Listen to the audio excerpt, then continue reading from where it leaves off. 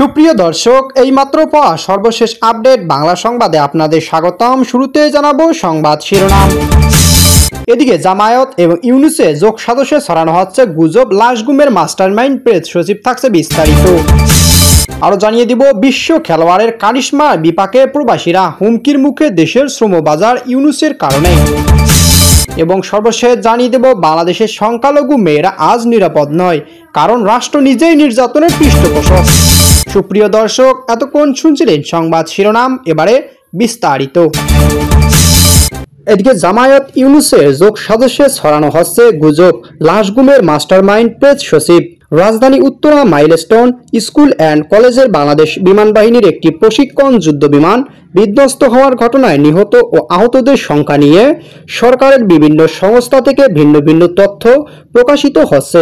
এই বিভ্রান্তিকর তথ্য মধ্যে সামাজিক যোগাযোগ মাধ্যমে ছড়ানো হচ্ছে নানা ধরনের গুজব। সরকারি তথ্য অনুযায়ী এ পর্যন্ত নিহত সংখ্যা 29 জন বলে জানা গেছে, অথচ আজ দুপুর 12টা পর্যন্ত আন্তঃবাহিনী জনসংযোগ অধিদপ্তর নিহতের সংখ্যা জানিয়েছেন 31 জন। শুধু নিহত নয়, আহতদের সংখ্যাও রয়েছে ব্যাপক গরমিল। আইএসপিআর এর দেওয়া তথ্য মতে আহত হয়েছিলেন 165 জন এবং স্বাস্থ্য অধিদপ্তরের দেওয়া অনুযায়ী আহত অবস্থায় চিকিৎসাধীন আছেন 69 জন। আইএসপিআর এর তথ্য অনুযায়ী নিহত 31 জনের মধ্যে জাতীয় বার্ন অ্যান্ড প্লাস্টিক সার্জারি ইনস্টিটিউটে 10 জন, ঢাকা মেডিকেল কলেজ হাসপাতালে 1 জন, সম্মিলিত সামরিক হাসপাতালে সিএমএইচে 16 জন, লুবানা জেনারেল হাসপাতালে 2 জন এবং উত্তরা আধুনিক হাসপাতালে 1 জন ও ইউনাইটেড হাসপাতালে 1 জন। অন্যদিকে স্বাস্থ্য অধিদপ্তর পরিচালক ডক্টর মোহাম্মদ আবু হোসেন মোহাম্মদ মইনুল বলেন, আহসানের স্বাক্ষরিত তালিকায় দেখা গেছে জাতীয় বার্ন ইনস্টিটিউটে 11 জন, ঢাকা মেডিকেল কলেজ হাসপাতালে 1 জন, সিএমএইচে 15 জন এবং লুবানা জেনারেল হাসপাতালে 1 জন। এদিকে দুটি তালিকা বিশ্লেষণ করে দেখা গেছে উত্তরা আধুনিক হাসপাতাল আইএসপিআর এর 1 জন মৃত্যু হয়েছে। তথ্য দিলেও স্বাস্থ্য অধিদপ্তরের তালিকায় সেই নাম অনুপস্থিত। একইভাবে সিএমএইচে 1 জন কম দেখানো হয়েছে এবং লুবানা জেনারেল হাসপাতালে 1 জন কম দেখানো হয়েছে। আবার বার্ন ইনস্টিটিউটে আইএসপিআর এ 1 জন বেশি মৃত্যুর তথ্য দিয়েছে স্বাস্থ্য অধিদপ্তর। এমন গরমিলের মধ্যে সামাজিক যোগাযোগ মাধ্যমে ছড়ানো হচ্ছে নানা গুজব।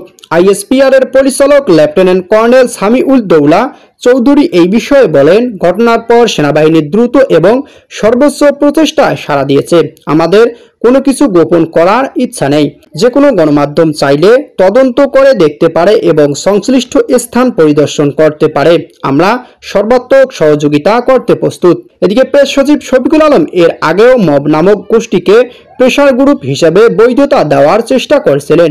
এমনকি সাম্প্রতিক লন্ডন সফর যুক্তরাজ্যে লেবার পার্টির নেতা স্যার কিয়ার স্টেমার ডক্টর মোহাম্মদ ইউনুসের সাথে সাক্ষাৎ করতে অস্বীকৃতি জানালে ডক্টর মোহাম্মদ শফিকুল আলমের প্রেস সচিব বলেন, স্টারমাইন্ড লন্ডন নেই, তিনি কানাডায় রয়েছেন, যা পরবর্তী মিথ্যা বলে প্রমাণিত হয়।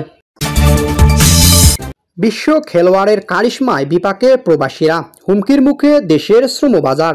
অন্তর্বর্তী সরকারের প্রধান উপদেষ্টা ও নোবেলজয়ী ডক্টর মোহাম্মদ ইউনুসকে ঘিরে আন্তর্জাতিক পরিমণ্ডল প্রশংসা থাকলেও তার কর্মকাণ্ডের কারণে সংকটে পড়েছেন দেশের প্রবাসী শ্রমিকেরা। বিশেষ করে তার আসন্ন মালয়েশিয়া সফর ঘিরে উদ্বেগ ছড়িয়েছে মালয়েশিয়ায় অবস্থানরত বাংলাদেশিদের মধ্যে। আশঙ্কা করা হচ্ছে অতীতের মতো এবারও সফরের পর সে দেশের শ্রমবাজার সংকুচিত হতে পারে। পররাষ্ট্র উপদেষ্টা মোহাম্মদ তৌহিদ হোসেন সম্প্রতি জানান, মূলত জুলাই মাসে মালয়েশিয়া সফরের পরিকল্পনা থাকলেও অভ্যন্তরীণ কর্মসূচির কারণে তা পিছিয়ে আগস্টে নেওয়া হয়েছে। তবে ডক্টর ইউনুসের বিরুদ্ধে আনা বিজ্ঞপ্তি, অভিযোগ ও বিতর্ক এই সফরের পটভূমিকে ঘিরে আরও প্রশ্ন তৈরি করেছে। বর্তমান বাংলাদেশ থেকে জনশক্তি রপ্তানিতে একচেটিয়া নিয়ন্ত্রণ প্রতিষ্ঠার অভিযোগ উঠেছে ইউনুস ঘনিষ্ঠ লামিয়া মোর্শেদের নেতৃত্বাধীন একটি গোষ্ঠীর বিরুদ্ধে। এই গোষ্ঠী গ্রামীণ এমপ্লয়মেন্ট সার্ভিস লিমিটেড এর মাধ্যমে বাজার নিয়ন্ত্রণ চেষ্টা করছে বলে অভিযোগ রয়েছে। বিএমইটি থেকে 2009 সালে বাতিল হওয়া এই প্রতিষ্ঠানটি চলতি বছরে জানুয়ারিতে পুনরায় অনুমোদন পায়। এর পেছনে লবিং ও রাজনৈতিক প্রভাবে আশঙ্কা প্রকাশ করছে সংশ্লিষ্টতা। চীন ঘনিষ্ঠতায় বাংলাদেশের পররাষ্ট্রনীতির ভারসাম্য হারাচ্ছে বলেও আশঙ্কা করা হচ্ছে। মার্চে চীন সফর করেন ডক্টর মোহাম্মদ ইউনুস। এরপর ভারত বাংলাদেশ সম্পর্কেও ফাটল ধরছে। ভারতের দেওয়া ট্রান্সশিপমেন্ট সুবিধা বাতিল ও ভিসা জটিলতা ও প্রধানমন্ত্রী শেখ হাসিনা ভারত আশ্রয় ইস্যু সব মিলিয়ে আঞ্চলিক সম্পর্কেও উত্তেজনা দেখা দিয়েছে। এদিকে যুক্তরাষ্ট্রের সঙ্গে বাণিজ্যিক টানাপোড়েন বাড়ছে। বাংলাদেশ গত মাসে 37% পারস্পরিক শুল্ক এড়াতে আলোচনার চেষ্টা করলেও এখনও আনুষ্ঠানিক আমন্ত্রণ পায়নি বলে জানান বাণিজ্য উপদেষ্টা শেখ বশিরউদ্দিন। এদিকে বিশেষজ্ঞরা বলছেন, একচেটিয়া প্রভাব, সিন্ডিকেট নিয়ন্ত্রণ এবং আন্তর্জাতিক কূটনৈতিক ভারসাম্যের অভাবের কারণে দেশের শ্রমবাজার, অর্থনীতি ও বৈদেশিক সম্পর্ক গুরুতর চ্যালেঞ্জের মুখে পড়তে পারে। এসব সংকটের সমাধান না হলে প্রবাসী আয় এবং রপ্তানি খাতে বড় ধরনের ক্ষতি হওয়ার আশঙ্কা করা হচ্ছে। এদিকে বাংলাদেশের সংখ্যালঘু মেয়েরা আজ নিরাপদ নয়, কারণ রাষ্ট্র নিজেই নির্যাতনের পৃষ্ঠপোষক। বাগেরহাটের চিতলমারী উপজেলায় নিখোঁজের একদিন পর চিংড়িঘের থেকে 19 বছর বয়সী হিন্দু তরুণী অর্পিতা সাহার মরদেহ উদ্ধার করছে পুলিশ। পুরো এলাকায় নেমে এসেছে শোক আর ক্ষোভের ছায়া। পরিবার শোকাহত, এলাকাবাসী আতঙ্কিত।